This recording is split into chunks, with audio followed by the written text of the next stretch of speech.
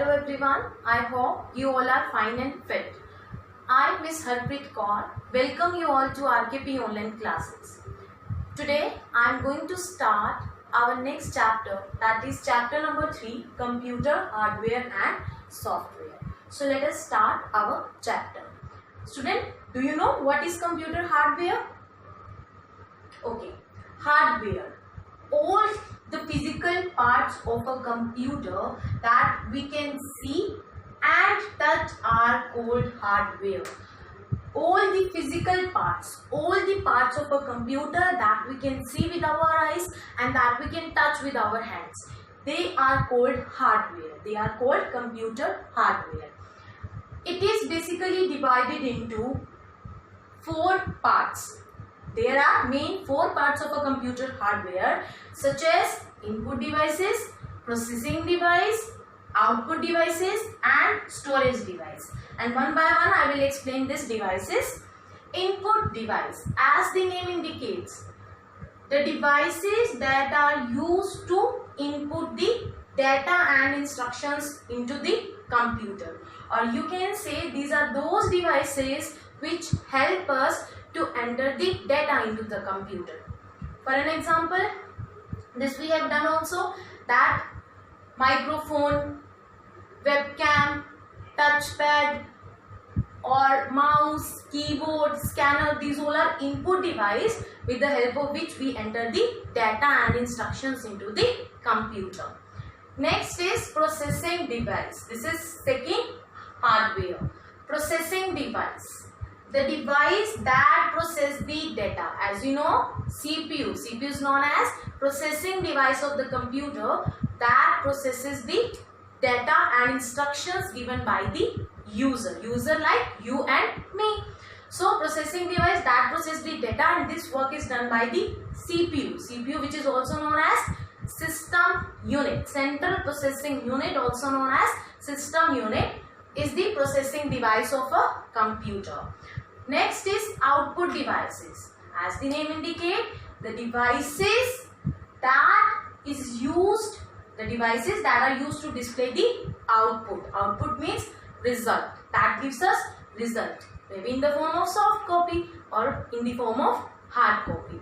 This I will explain further. All the output devices like monitor, printer, these are output devices. And storage devices. Storage devices, the devices that stores the data. The devices that stores the data, they are called storage devices, such as CD, DVD, pen drive, hard disk, BD, Blu-ray disc. So these are storage devices, and I will explain output and storage further. So now next is other internal hardware devices are listed below. So now I am explaining other hardware devices. First is motherboard. Students, as you know, CPU is known as the brain of the computer. If CPU is known as the brain of the computer, as it stores and retains all the data and information, so this motherboard would certainly have to be considered as the heart of the computer. Again, if CPU, central processing unit, is considered as the brain of the computer, then this motherboard would certainly have to be the heart of the computer. Why so? Because of this motherboard our computer works. As you know, the function of a heart pumps the blood into our whole body. Similarly, this motherboard is helpful for the proper functioning of a computer system, because all the parts which are directly or indirectly involved in the proper functioning of our personal computer, of our PC, they are fixed or attached to the motherboard. Look at the definition. This is the main circuit board. This is the main board, or you can say the main circuit board on which all the parts are fixed. जिसके ऊपर सारे parts fixed होते हैं. All parts, कौन से parts?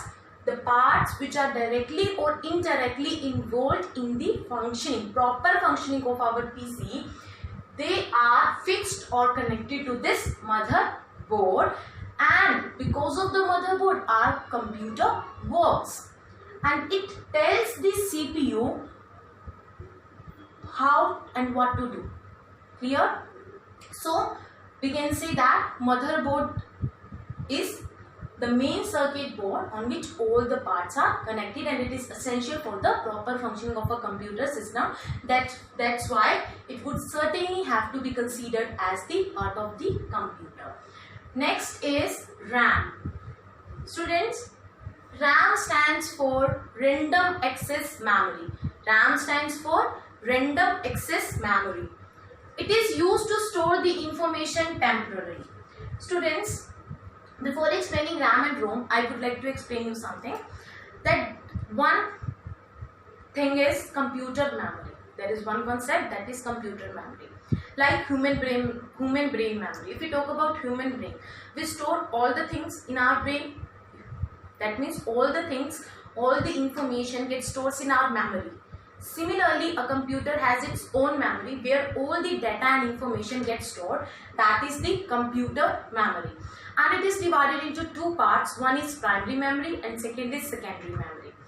Primary memory is the main memory of the computer without which computer cannot run. It is the main memory of the computer without which our computer cannot run. And this primary memory is divided into two parts, that is RAM and ROM.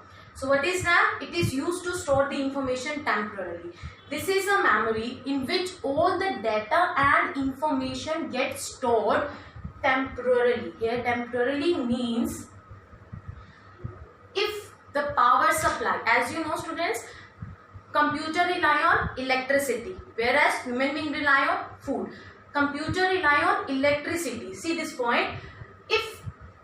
If you are working on a computer system and if the power cut off, means if the power supply cuts off all the data means on which you are currently working, that data will be erased as the power goes off.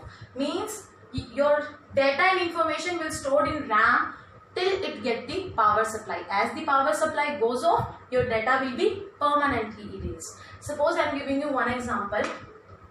You are working on your computer system and you are making drawing or anything. You are doing something on computer. Suddenly the power goes off. What will happen?